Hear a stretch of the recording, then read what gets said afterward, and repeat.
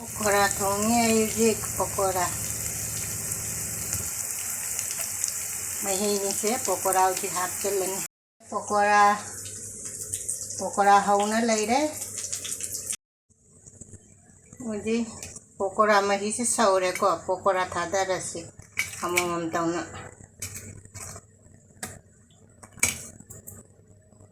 पकोड़ा थोंग से लोरे फजबना लोरे को हावरने जम हावरनी को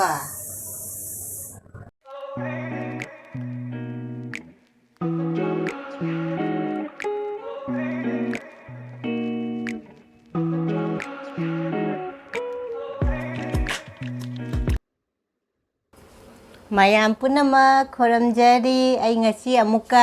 ꯆꯥꯛ ꯆꯥꯔꯛꯑꯒꯦ ꯃꯌꯥꯝꯅ ꯄꯀꯣꯔꯥ ꯆꯥꯔꯧ ꯍꯥꯏꯕꯗꯣ ꯉꯁꯤ ꯄꯀꯣꯔꯥ ꯃꯌꯥꯝꯅ ꯍꯥꯏꯔꯛꯄꯒ ꯑꯩꯁꯨ ꯆꯥꯅꯤꯡꯉꯝꯕꯅꯤ ꯄꯀꯣꯔꯥꯁꯦ ꯌꯥꯝꯅ ꯀꯨꯏꯔꯦ ꯄꯀꯣꯔꯥ ꯆꯥꯗꯕ ꯃꯌꯥꯝꯅ ꯑꯩ ꯆꯥꯅꯤꯡꯕꯁꯦ ꯑꯗꯨꯝ ꯎꯔꯒ ꯍꯥꯏꯔꯛꯄ ꯇꯥꯔꯦꯀꯣ ꯄꯀꯣꯔꯥ ꯊꯣꯡꯕꯗꯣ ꯉꯁꯤ ꯄꯀꯣꯔꯥꯁꯤꯒ ꯂꯩꯔꯦꯀꯣ ꯃꯍꯤꯅ ꯑꯗꯨ ꯁꯤꯒ ꯂꯩꯔꯦ ꯎꯕ꯭ꯔꯥ ꯃꯍꯤꯁꯦ ꯃꯍꯤꯁꯤꯒ ꯂꯩꯔꯦ ꯁꯤꯒꯅ ꯑꯩꯅ ꯄꯀꯣꯔꯥ ꯉꯥꯛꯇ ꯆꯥꯕꯗꯣ ꯅꯨꯡꯉꯥꯏꯔꯣꯏ ꯍꯥꯏꯅꯅꯦ सिगैसे अना आलूगा खामे सेंबीगा जोंचाका इरोलेको दे थबी मसलात लेरे मयाम चामिनाबा हौरसे लाइगी खरा हाना कटकेको अइना चानिंगबा उरदी अइना जाम चानिंगबा पोट ओइदिने हेक्तने कइनो तौबने मयाम हौरसे पकोड़ा मही इरोंबा हांचासे पकोड़ा चारो पकोड़ा से हांचासेको पकोड़ा का लोइना न इलके मयाम पकोड़ा से फजद्रा पकोड़ा चाहिए अच्छी से हाव तो माले मयाम से चामिनार से जोंचा का इरो मचाई जोंचा का तौना ने जोंचा से जों मयाम जों जोंचा दु जोंचा ngатने जोंचा से ngau दरे ngasi देखो तुम फुट पर आलू फुट पर तुम हाप का इरोन बेने चामिनार से मैं पकोड़ा खुआओ से जो जोंचा का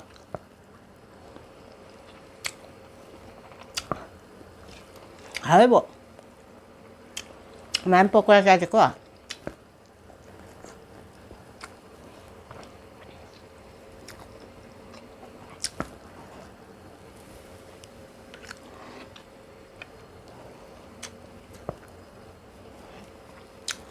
हाँ पकोड़ा में ही रखा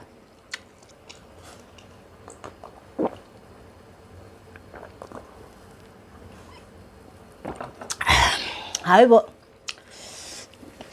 पकोड़ा से चार में इरोम से खतो चागे इरोम से जोंचा का जार में को जोंचा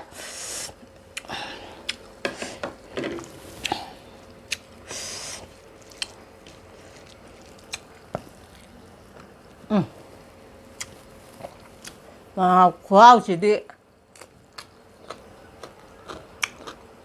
pakora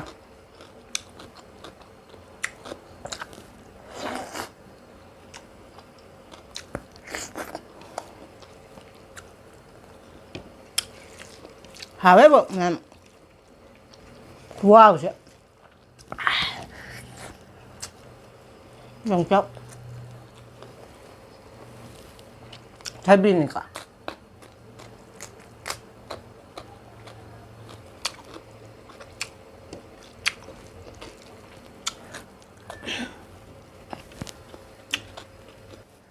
ấy tapi late hai là kan nó mới lấy bữa tapi mà nè Please maga kay no gidul lay ram ba. Nga si do na salat o ya ba.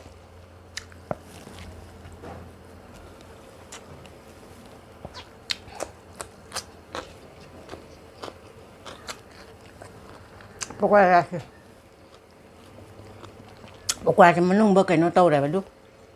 Du phot kay lang hawa.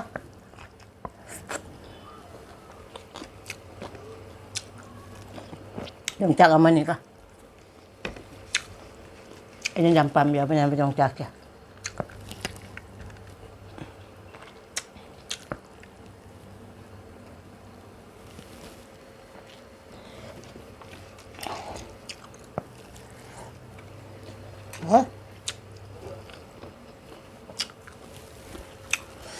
Pakora में ही थकेगा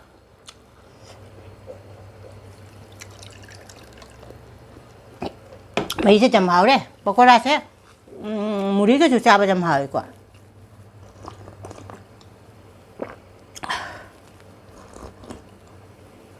무리가 잼바가 주네 하바 자바 좀 하고 아이고 이런 뭐 떠올라네 보고라나 자바 좀 하고 이런 뭐 지금 목 잡나 이런 뭐로 같이 làm hấp chân luôn này chạm ra rồi đấy cứ chạm á chà ra đi cái đồng này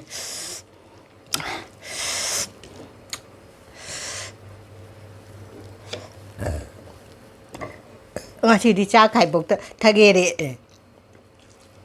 một chạm ăn cái đẹp ạ 이런 뭐지 너 잘라 볶아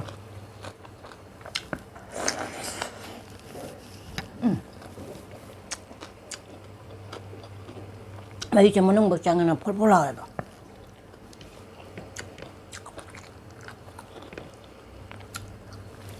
ai vậy luôn mà chứ nông này đi luôn mà cha được vào đây khai lấy luôn mà chứ ít là cha được vào đây khai lấy làm là bầm giờ vào đó ngay đi đó ngay làm bầm giờ vào đó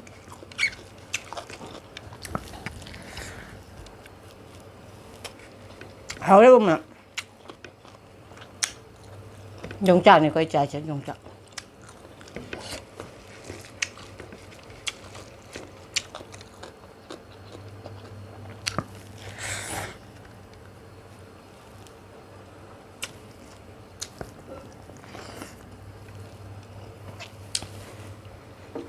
à chứ anh là ghi cho tốt khai bạn anh làm hảo đi mà khoa học cha nó hảo đấy một số thái đấy đâu mà nó một chạm mà sẽ đi bảo ta ta này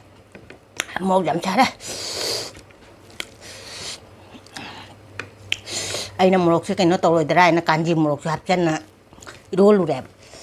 một thái rồi đấy mà chạm chả đấy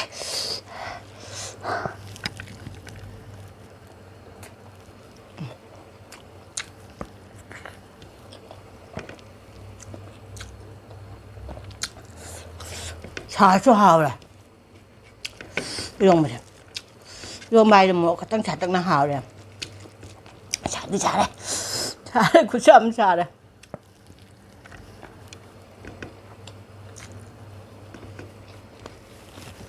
rồi thôi chứ bọc ra thì rồi bọc ra sao rồi đấy đây ta đây kucham ta đây luôn mà kucham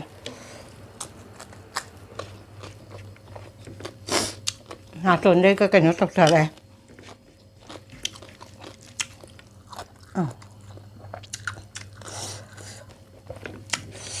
mà chỉ để chăm hào cái mà bọc ra chăm qua mà ơi mà nung băm mà hiền ngày mà xịt đẹp